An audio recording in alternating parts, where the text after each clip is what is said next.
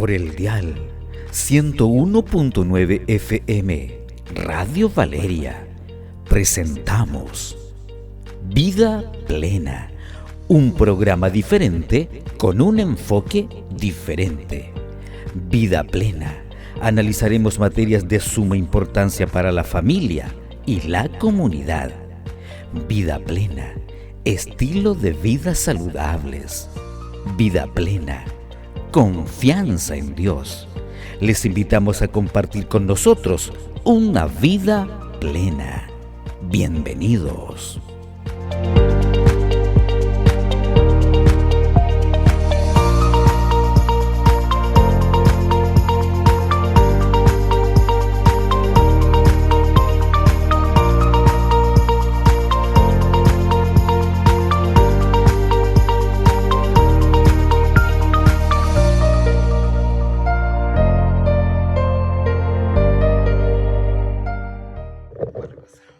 Tardes, damos inicio a nuestro lindo y gran programa Vida Plena.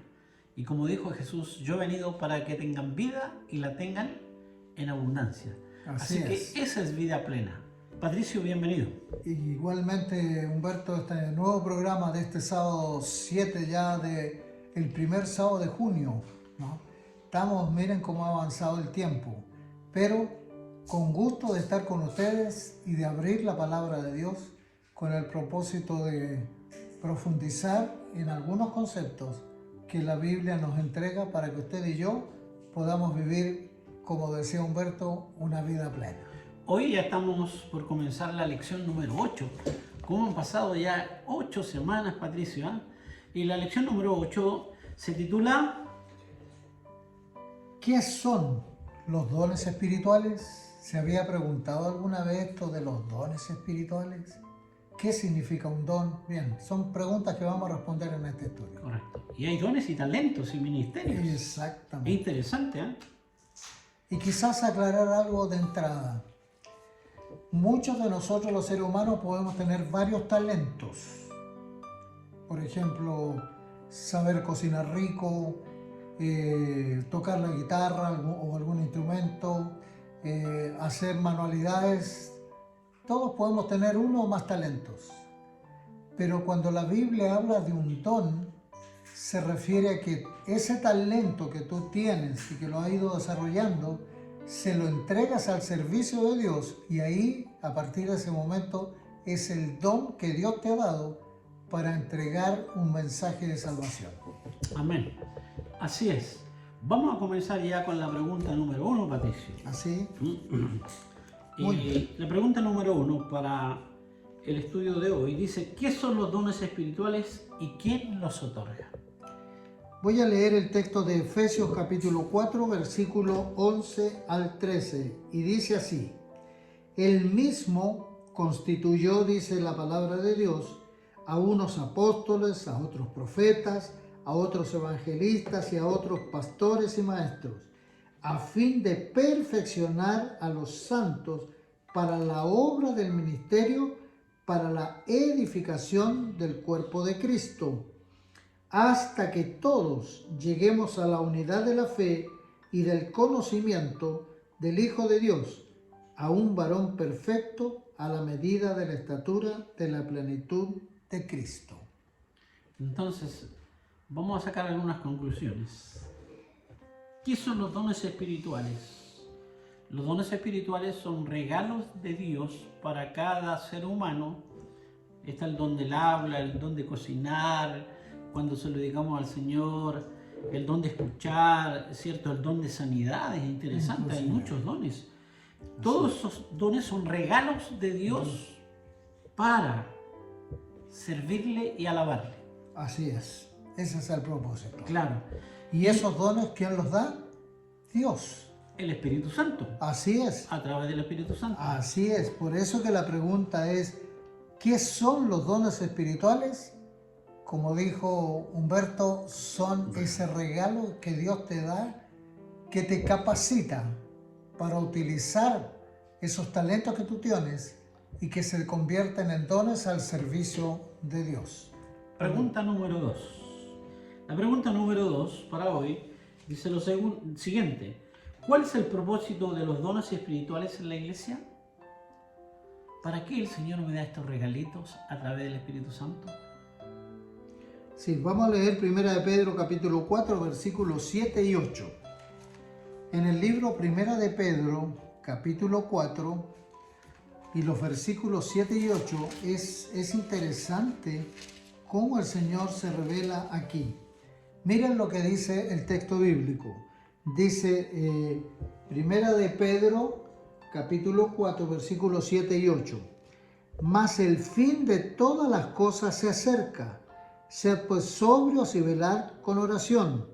Y ante todo tened entre vosotros ferviente amor, porque el amor cubrirá multitud de pecados. Eso dice los versículos 7 y 8 de 1 de Pedro. Por lo tanto, el propósito de estos dones es para ponerlos en amor al servicio de Dios. Mira qué interesante aquello. Cuando leemos un poquito más hasta el 11, Patricio, capítulo 4, verso hasta el 11, dice que el amor, la hospitalidad, el sentido de servicio, el espíritu de servicio, ¿cierto? Ese es el propósito por el cual el Señor entrega estos dones. Entonces, nosotros tenemos que tener un espíritu de servicio. Y son para alcanzar la excelencia y alabar a Dios y a nuestros semejantes. Así nomás es. Claro, porque Así con nomás. un don, con un talento yo alabo a Dios, ¿cierto? Rindo adoración a Dios, pero también, ¿cierto? Tengo este don y alcanzo la excelencia para alcanzar los corazones de los hombres. Así Por es. ejemplo, la gente que tiene el don del canto. Realmente a veces un canto es una oración que llega hasta lo profundo del corazón. Mueve tus emociones, ¿cierto? Y te invita a razonar que hay un Dios de amor. Entonces vamos a responder allí lo siguiente. ¿Cuál es el propósito de Dios para entregar dones espirituales? Para el servicio, la alabanza y los dones que podrían ser mejores para esto es el amor, la hospitalidad y el servicio. Exactamente. Estamos sirviendo con nuestros dones a nuestro prójimo. Y de esa manera el Espíritu Santo nos utiliza con esos dones para tocar el corazón de las personas y puedan ver en Jesús la salvación. Mira, aquí hay una nota muy linda. Dice, los dones espirituales son regalos concedidos por el Espíritu Santo Así es. a cada creyente para el beneficio de la iglesia. Mira, a cada creyente. Es decir, una vez que tú entregaste tu corazón al Señor, el Señor te va a otorgar dones o va a transformar esos dones en talentos. En talento, sí. ¿Y para qué? Para el servicio. Ya puede ser un don de la enseñanza, el liderazgo o otro tipo de don. Y la Biblia aquí nos enseña que estos dones son otorgados, ¿cierto?, por el Espíritu Santo para servirnos mutuamente y glorificar a Dios, en otras palabras. Ahora, la pregunta número 3. La pregunta es muy interesante porque va a ir aclarando este tema de los dones. ¿Cómo se comunica Dios con nosotros las personas? Mira, en Números capítulo 12, versículo 6, el texto bíblico dice, y Él les dijo, oíd ahora mis palabras, cuando haya entre vosotros profeta de Jehová, le apareceré en visión y en sueños hablaré con él. Entonces, la respuesta es relativamente sencilla, porque ¿cómo se comunicó Dios con nosotros? ¿A través de quién? De los profetas. Correcto. Mira, aquí hay una correlación cronológica. Dios primero se comunicó con el hombre a través de los patriarcas, a través de los padres. Ahí comenzó. Después por los profetas. Así es. Y después una revelación exclusiva, específica, maravillosa, a través de Jesucristo. Hebreos capítulo 1, versículo 1 y 2 dice eso. Correcto. Incluso nosotros podemos ir más allá. Dios tiene una revelación general. ¿Cuál es? Salmos capítulo 19. Vamos a leer. Mira lo que dice Salmos capítulo 19. Los cielos cuentan la gloria de y el Dios, firmamento anuncia. la obra de sus manos. Mira qué interesante. Hay una revelación general. Yo donde miro veo que hay un Dios poderoso, creador. Así es. Después el Señor se reveló a través de los patriarcas como Abraham, Jacob, Isaac. Después se reveló a través de los profetas. Así es. Y por último ahora a través de Jesucristo. Que es la máxima expresión de la revelación de Dios. Correcto. Por eso que un día a Jesús, uno de sus discípulos le preguntó, Señor, muéstranos al Padre y nos basta. Ese es un texto que está ahí en San Juan. Correcto. Y Jesús le dijo, tanto tiempo que estoy con vosotros y no me habéis conocido. Y Jesús le dijo a ese discípulo, el que me ha visto a mí, ha visto al Padre.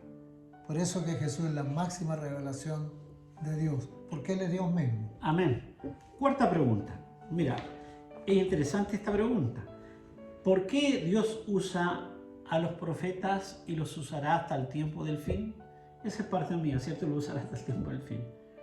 Sí. Yo creo de todo corazón que Dios usa a un profeta, a un hombre inspirado por Dios, para revelar su voluntad. Es decir, Él es el portavoz de ¿quién? De Dios. El profeta es un portavoz de Dios. Porque la Biblia dice allí en Amós 3:7 que no harán nada al Señor sin que revele su secreto a los siervos, los profetas.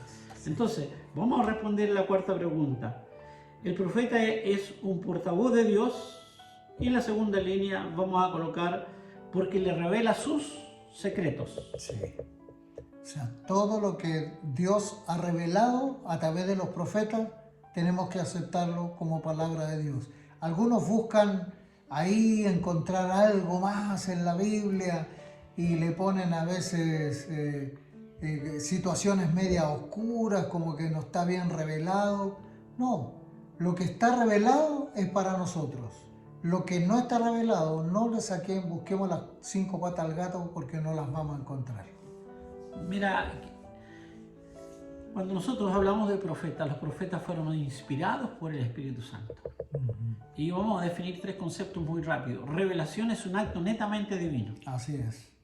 La inspiración es el acto donde el profeta recibe el secreto de Dios y lo escribe y lo habla al pueblo. Y cuando tú lees la Biblia, Dios te ilumina. Dios te ilumina. Mira los 3 actos. Dios revela a través de un profeta que está inspirado y le imprime su carácter y su personalidad a aquello, y luego lo escribe, y luego lo leemos nosotros y lo entendemos porque estamos iluminados por el Espíritu Santo también. Ahora, hay algo que hay que dejar en claro. La revelación de Dios no fue a través de un dictado. Tú cuando estuviste en la escuela, no sé si ahora los niños le hacen exactamente lo mismo, pero en nuestro tiempo nos hacían dictados. Y el dictado era que el profesor iba hablando y uno iba escribiendo lo que el profesor le iba dictando. Bueno, la Biblia no fue dictada. Dios lo que hizo fue revelarle al profeta y el profeta, iluminado por el Espíritu Santo, escribió con sus propias palabras.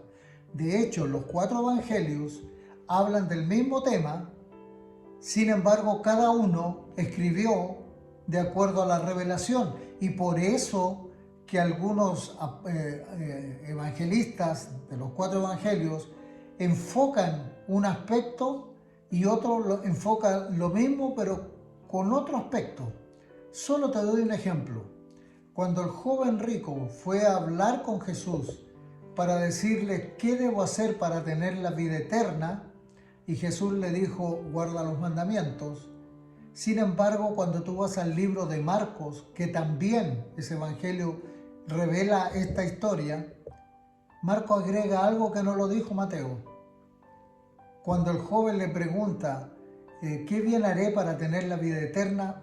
Marcos lo primero que dice es, Jesús mirándole, le amó. Él agregó un detalle que él vio en el rostro de Jesús, que no lo captó Mateo, pero están hablando los dos, el mismo tema, pero ambos están inspirados por el Espíritu Santo. Correcto.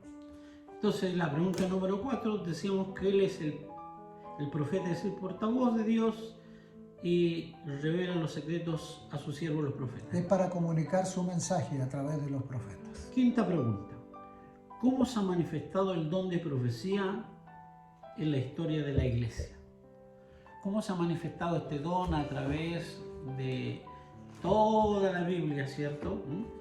Hay un texto que está en 2 Pedro capítulo 1, versículo 21, que es clave para esto. Miren lo que dice. Porque nunca la profecía fue traída por voluntad humana. Miren qué interesante. No es que a uno de los profetas de la Biblia o de los escritores del Nuevo Testamento se le ocurrió escribir. No, nunca la profecía fue traída por voluntad humana. Y agrega, sino que los santos hombres de Dios hablaron siendo inspirados por el Espíritu Santo. Correcto. Es una clave tremenda la que está aquí, para poder entender y no confundirnos. Correcto. Los santos hombres de Dios inspirados por el Espíritu Santo. Así es. Ahora, ¿cuándo yo sé que esa persona es inspirada? Cuando él vaticina el futuro y se cumple lo que él vaticinó. ¿Ah? Así o es. Cuando él dice que algo va a ocurrir en el futuro y justo sucede. Eso lo vamos A ver un poquito más adelante, más profundo. la pregunta siguiente, sí. Correcto. Mira, en este momento yo quisiera hablarle a cada uno de los auditores, ¿cierto? Tanto los Yeuque, el Chacay, Mayulermo y la linda comuna de Pinto. Nos gustaría que nos llamaran al más 569-9865-0041. Repito, Así es. más 569-9865-0041. Y Si usted tiene alguna duda... Sí, y si por alguna razón no puedes llamar, recuerda, por el WhatsApp, escríbenos Correcto. y cuéntanos. Sí. ¿Qué te parece? ¿Cómo está? ¿Tienes alguna inquietud, alguna duda que tú quieres que te aclaremos un poco más? Estamos dispuestos para ayudar. O estás con disposición para que oremos por algún amigo, por algún enfermo, por alguien que está sufriendo alguna aflicción, tenemos la disposición para orar. Dios es bueno, Dios nos escucha, ¿no? Y te vamos a dar unos minutitos para eso mientras escuchas esta cortina musical.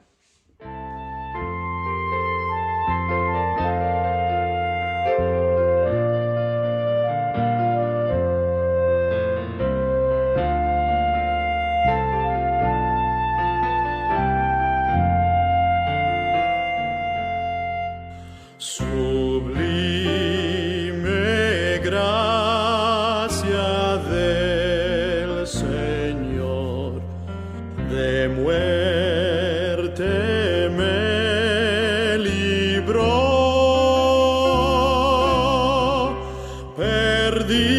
perdido fui, me rescató, fui ciego, me hizo ver. Mi corazón enterneció, mis dudas disipó, preciosa fue la hora en que rendí mi vida a Él.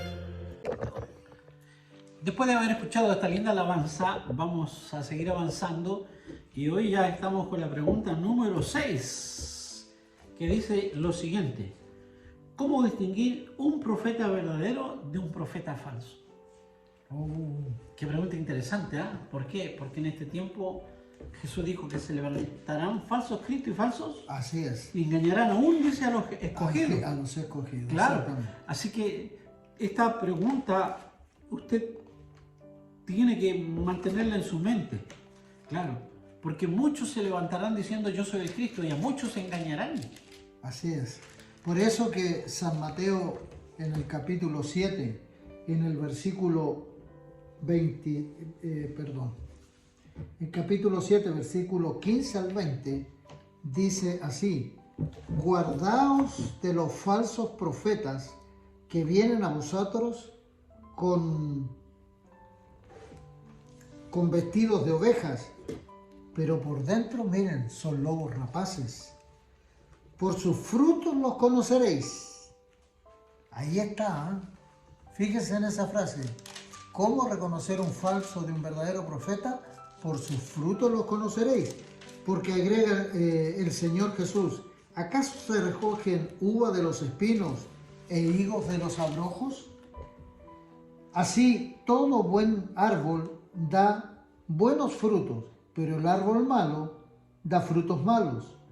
No puede el buen árbol dar malos frutos, ni el árbol malo dar buenos frutos.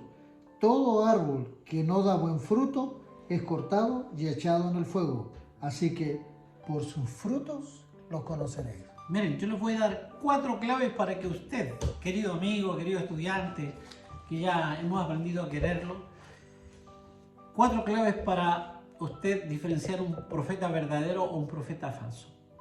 Primera clave: a la ley y al testimonio. Si no dijeren conforme a esto, Isaías 8:20. es que no les ha amanecido. Primera clave: Sí.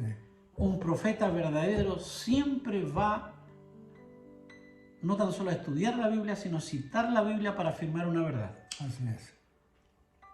Y no tampoco va a ser de un texto una doctrina, porque un texto fuera de contexto es un pretexto.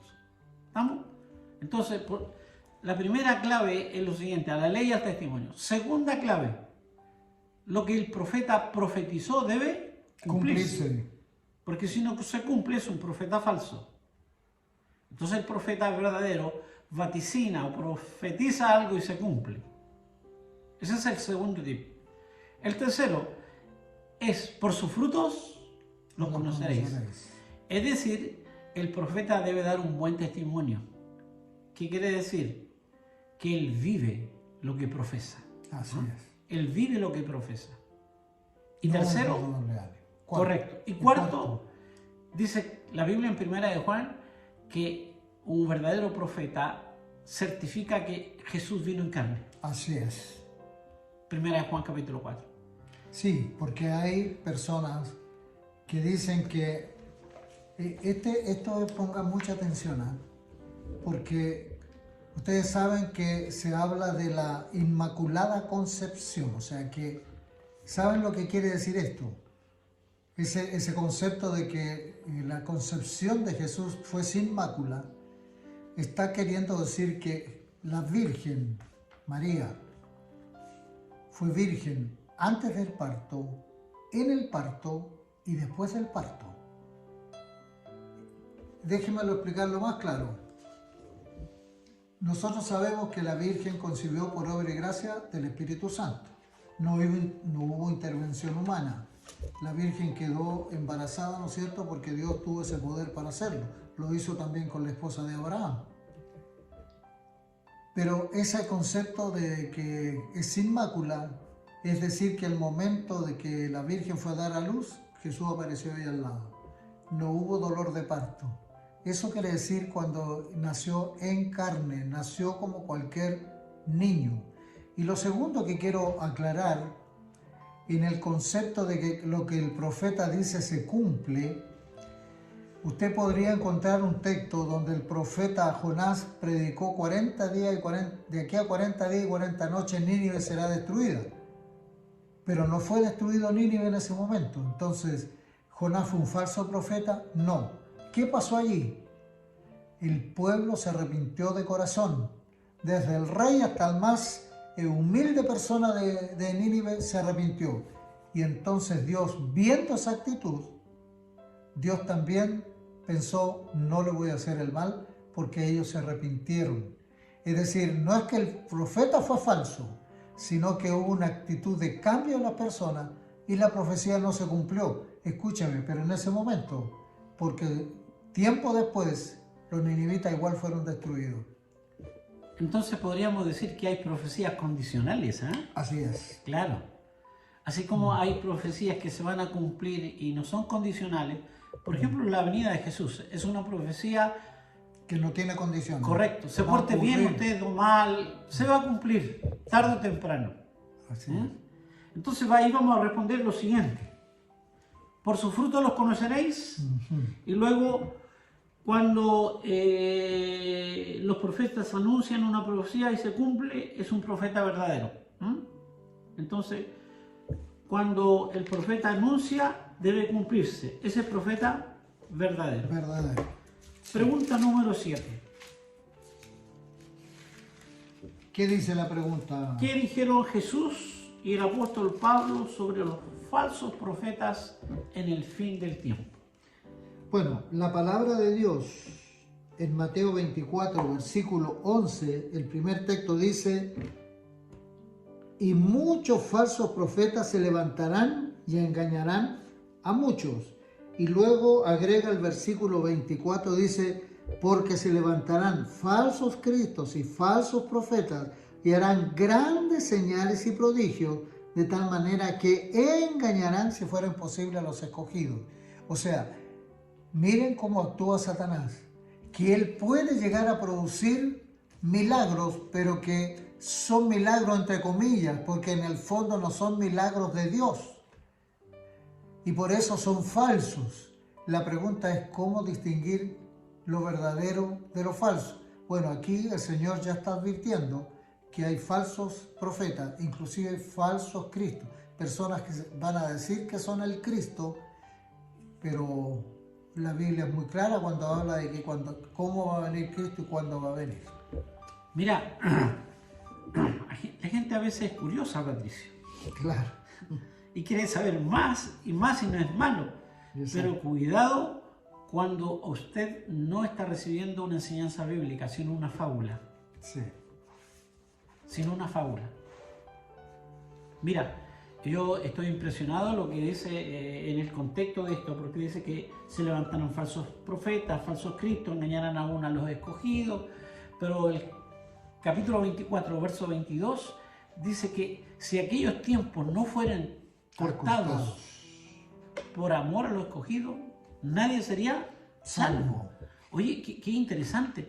Es decir, el engaño del enemigo en el último tiempo va a ser un engaño no tan solo, vamos a llamarle así, a poca escala, sino a gran escala.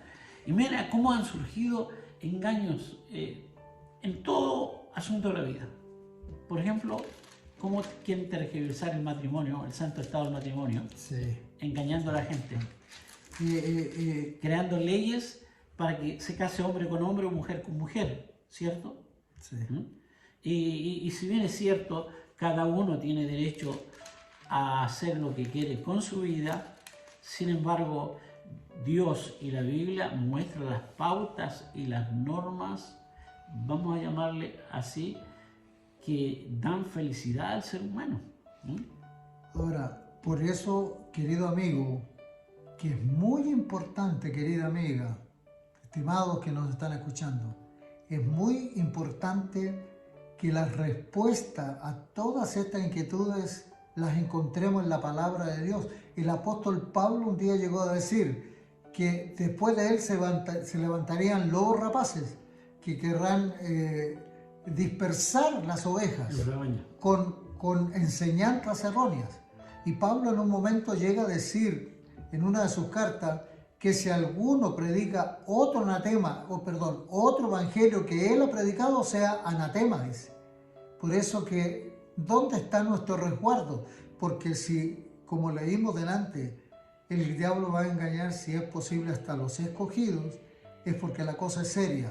Pero ¿cómo podremos distinguir la verdad del error? Solo aferrados a la palabra de Dios. Correcto. Y estamos en un tiempo donde la gente a lo malo le dice bueno y a lo bueno malo. Y yo quiero nuevamente insistir en esto. La verdad no es relativa. Así es. La verdad no es relativa, claro. Sin embargo, uno tiene que ser respetuoso también con las decisiones de las personas. Yo estoy de acuerdo con aquello. Pregunta número 7. No, 8. 8 ya nos toca. Sí, la pregunta 7 falta decir cómo responder. Y ya, se levantarán falsos profetas y engañarán aún a los escogidos. Exactamente. ¿No? ¿Y por qué? Porque Timoteo habla de que habrá confusión en el fin del tiempo y habrá muchas fábulas. Sí. Claro, se levantarán muchas filosofías, ¿cierto? Claro. Inclusive Timoteo dice que algunos van a apostatar, o sea, se van a alejar de la verdadera fe. Ya. Pregunta número 8 entonces. ¿Cómo se manifestará el don de profecía en los últimos días? Bueno, Joel capítulo 2, versículos 28 y 29 señalan así: y después de esto derramaré mi espíritu sobre toda carne, y profetizarán vuestros hijos y vuestras hijas, vuestros ancianos soñarán sueños y vuestros jóvenes verán visiones. Y también sobre los siervos y sobre las siervas derramaré mi espíritu en aquellos días. Entonces, en el fin del tiempo, tal como lo pronostica el médico Lucas y el profeta Joel, dice que en este último tiempo los niños, los jóvenes, las señoritas, los ancianos soñarán sueños y verán visiones. Y el Señor iba a derramar su espíritu sobre toda carne. Mira qué interesante. Sí. Es decir, el Señor derrama el espíritu a aquellos que quieren reconocer y saber quién es Jesucristo. Hay una clave aquí, porque si tú te fijas, dice que va a derramar su espíritu sobre toda carne, y dice que profetizarán vuestros hijos, vuestras hijas, los ancianos soñarán sueños. Sí, o sea, puede que haya una proliferación de personas, ¿no es cierto?, profetizando. Pero cuidado, porque Satanás puede levantar como ese falso reavivamiento. Entonces, ¿cómo descubrirlo? Es interesante lo que dice la Sagrada Escritura y que también es clave. Por favor, escúchelo con atención, subráyelo, escríbalo. La Biblia dice que el espíritu de los profetas se sujeta a los profetas. ¿Qué quiere decir esto? Que no se puede levantar una persona diciendo profecías, pero que no están en armonía con lo que los profetas de las Escrituras ya dijeron. ¿Me están captando? O sea, un profeta no puede mentir a otro. Y por eso que hay algo clave. La Biblia no se contradice a sí misma. Aunque los escritores bíblicos, inspirados por el Espíritu Santo, escribieron sus libros, algunos ni siquiera se conocieron, no fueron contemporáneos, pero usted encuentra en la Biblia una unidad impresionante, porque aquí no hay ninguna cosa que uno dijo y el otro dice que no es así. Todos tienen una unidad y apuntan a lo mismo, a Cristo como nuestro Salvador. Y todas las profecías que hasta ahora fueron dadas se han cumplido. Falta solo una profecía, la segunda venida de Jesús, que no sabemos el día ni la hora. Pero el resto de las profecías, todas se han cumplido y se pueden corroborar con la palabra de Dios. Por lo tanto, acuérdate, si tú le escuchas a una persona que está profetizando, tiene que estar en armonía con la palabra de Dios, porque el espíritu de los profetas se sujeta a los profetas. Correcto. En otras palabras, Patricio nos está diciendo que tiene que haber coherencia entre un profeta y otro profeta. Exacto. Mira, yo tengo un texto maravilloso para eso. Mira, anda al libro de Proverbios, capítulo 28, 29, verso 18, y mira lo que dice, hablando de la necesidad de tener profeta. Proverbios 28. 29, 18. Anda. Sin profecía el pueblo se desenfrena, mas el que guarda la ley es bienaventurado. Mira qué interesante. Sin profecía el pueblo se desenfrena. Y también tengo que admitir que la profecía es progresiva. La revelación es progresiva. Sí. Así que el Señor también podría levantar profeta en el fin del tiempo. ¿Ah? Así es. Claro. Así es. Así que vamos a la pregunta, a la respuesta entonces, ¿no? De la pregunta número 8, ¿cierto? Entonces vamos a responder allí.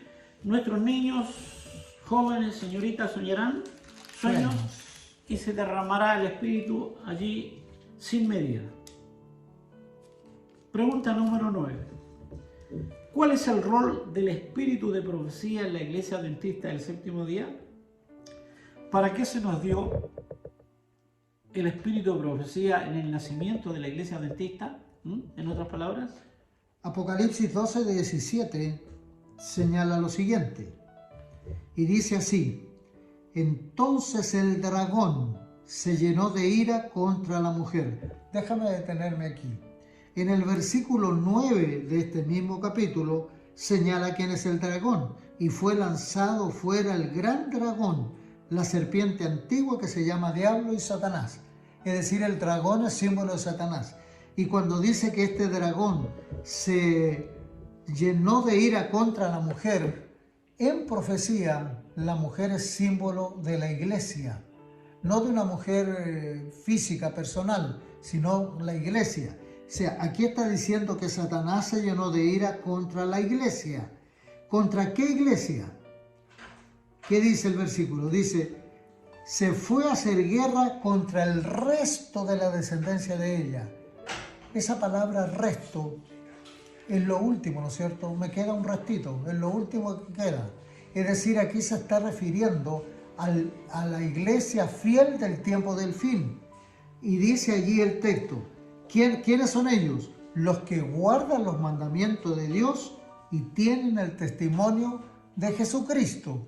Pero cuando tú vas al capítulo 19 y Juan, se le aparece el ángel ahí a Juan, en el versículo 10, dice el texto bíblico así, cuando le aparece el ángel a Juan, dice, yo me postré a sus pies para adorarle. Y él me dijo, mira, no lo hagas porque soy consiervo tuyo. Es decir, era un ángel creado por Dios así como nosotros. Por eso el ángel le dice, soy consiervo tuyo. Y de tus hermanos que retienen el testimonio de Jesús. San Mateo, o sea, Apocalipsis 12 dice que guardan los mandamientos de Dios y tienen el testimonio de Jesús. Y entonces el ángel le dice, adora a Dios. Y mira, porque el testimonio de Jesús, ¿qué es lo que es? El espíritu de la profecía.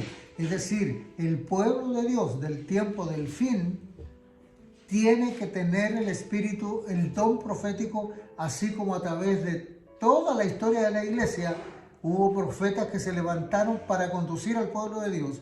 En el tiempo del fin también esta iglesia guarda los mandamientos, pero que tiene que tener el don profético. Correcto. Y el don profético sirve para exhortar, para edificar, para consolar al pueblo, para guiarlo, para reprenderlo, para corregirlo. Y este don profético nosotros creemos de todo corazón que está dentro de la iglesia y se va a seguir dando en el fin del tiempo. Entonces vamos a responder allí lo siguiente. ¿Cuál es el rol del espíritu de la profecía? Sirve para exhortar, confiar, consolar y, ¿cierto?, el Señor allí nos da dones, ministerios para la edificación de la iglesia y las personas. Así es. Mira qué interesante. El Señor da, como decíamos al comienzo, talentos, dones, ministerios para alabar, para servir, para edificación de la iglesia, para prepararla para la venida de Jesús. Entonces, vamos a responder ahí en la número 9 que el Señor entrega el Espíritu para exhortar, edificar, consolar, reprender, ¿cierto? Y guiar al pueblo de Dios a la meta final, que es la segunda venida de Jesús. Pregunta número 10. Vamos a ir con la pregunta número 10. ¿Qué papel desempeñó y desempeña la escritora Elena de White en este pueblo del fin, del pueblo remanente? Fíjate que Segunda de Crónicas 20:20, la última parte del versículo voy a leer. Allí dice, creed en Jehová y estaréis seguros. Creed a sus profetas y seréis prosperados. Exactamente. Es interesante, mira. La iglesia adventista del séptimo día nace en el año 1844 en adelante, y quiero contarte que fue un número de personas, todos jóvenes, solo un anciano, José Bey, decidieron estudiar la Biblia para ver si estas cosas eran así. Y entre ellas había una mujer. Y el Señor le dio a esa mujer llamada Elena de White. de White, le dio el don de la profecía.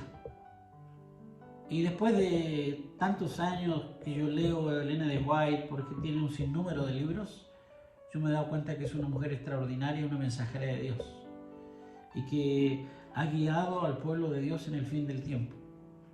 Y eso no significa que Dios no podría levantar a otras personas como tú, como yo, podríamos revelarnos.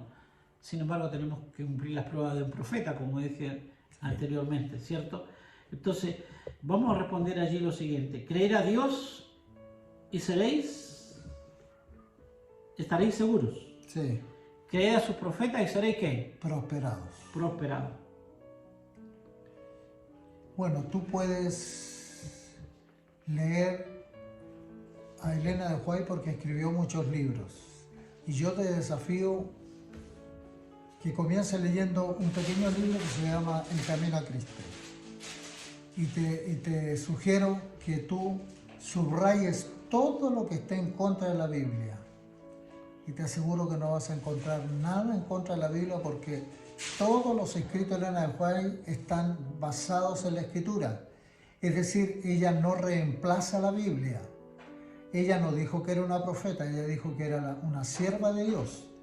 Pero nosotros decimos que es una luz menor para ayudarnos a entender la luz mayor. Ahora, lo otro que te quiero decir. Imaginémonos que no existiera Elena de White. Nosotros seguiríamos creyendo exactamente las mismas 28 creencias fundamentales que tenemos. Porque las creencias fundamentales que tiene la Iglesia Adventista no están basadas en Elena de White, están basadas en las Sagradas Escrituras. Pero ella es una luz menor para ayudarnos a entender mejor la luz mayor que es la Sagrada Escritura. De hecho, cuando ella murió, poco antes de morir, ella levantó su Biblia y le dijo a toda la congregación que estaba ahí con ella, y les dijo: leed este libro, la Biblia. Ella no dijo lean mis libros, no, leed este libro, que este libro sea tu compañero de vida. Pero Elena de White te va a ayudar a entender muchas cosas de la Sagrada Escritura de manera más comprensible. Solo un detalle te doy para ir concluyendo. San Juan revela que hubo un hombre que fue a ver a Jesús de noche, Nicodemo. Ahora, ¿cómo fue que San Juan supo que Nicodemo fue a ver a Jesús de noche? Nicodemo se lo reveló a Juan, por eso está escrito en el Juan. Porque Nicodemo no quería que nadie supiera que iba a ver a un predicador de la calle. Nicodemo era una autoridad en la ciudad, era uno de los teólogos prominentes de aquella época.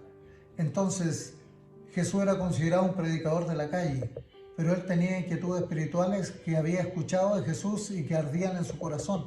Por eso buscó la noche cuando nadie lo viera para entrevistarse con Jesús. Pero ¿cómo sabemos eso? Porque la hermana White dice que fue el mismo Nicodemo que le reveló a Juan lo que pasó, y Juan lo dejó registrado en su libro. Eso. Mira, hay una serie llamada El Gran Conflicto que contiene el deseo de todas las gentes, el conflicto de los siglos, patriarcas y profetas y reyes, el camino a Cristo y Hechos de los Apóstoles. Oye, cuando yo comencé a leer esos libros quedé maravillado. ¿Por qué? Porque todo está basado en la Biblia. Todo está basado en la Biblia. Sin embargo, como ya te decíamos, el Señor en el tiempo del fin va a revelar sus secretos también a los siervos, los profetas, y los jóvenes, los niños, las niñas, los adultos, los viejitos verán visiones. Y dice, ¿para qué? Para exhortar, para guiar, para corregir al pueblo mientras caminamos hacia el reino de los cielos. Y que nos preparemos para el encuentro con Jesús. Correcto. De esta manera, Patricio, estamos terminando Vida Plena nuevamente. Un abrazo cariñoso para cada uno de los radioescuchas, tanto de los Yeuques, Chacay, Mayulermo y Pinto. Y les esperamos en la lección número 9, el próximo sábado, ¿cierto?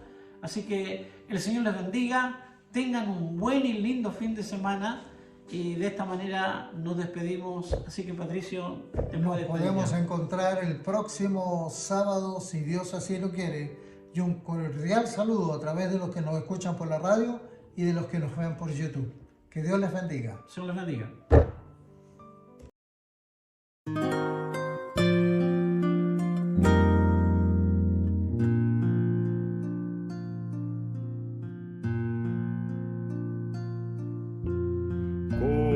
¿Cómo agradecer lo que hiciste en mi favor? Aunque indigno soy, me salvaste por tu gran amor. Las voces de un millón de seres no alcanzan para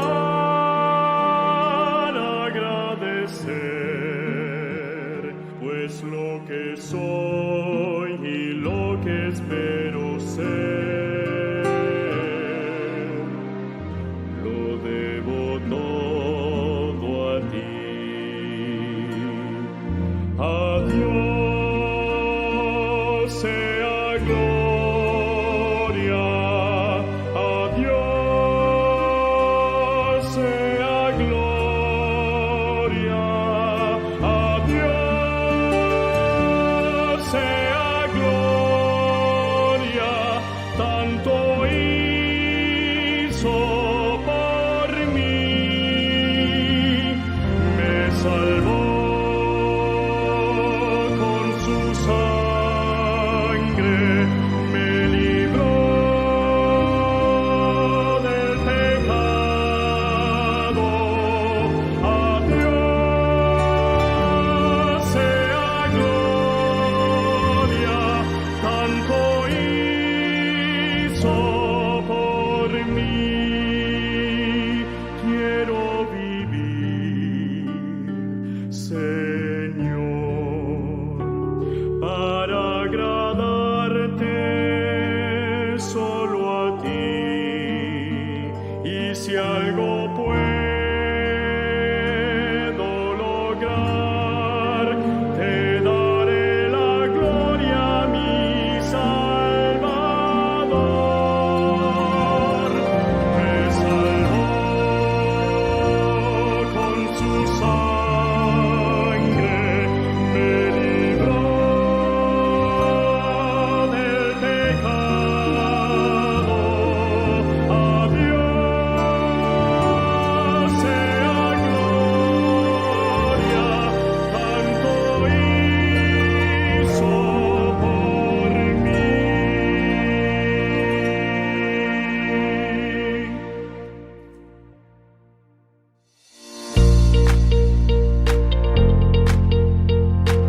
Esto fue tu programa, Vida Plena.